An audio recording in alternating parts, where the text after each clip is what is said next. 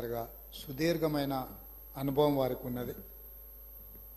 మాజీ ముఖ్యమంత్రి చంద్రశేఖరరావు గారితో కలిసి పనిచేసిన సుదీర్ఘమైన అనుభవం కూడా వారికి ఉన్నది.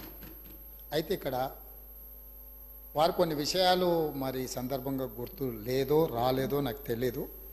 వారికి మీ ద్వారా గుర్తు చేయదలుచుకున్నాను.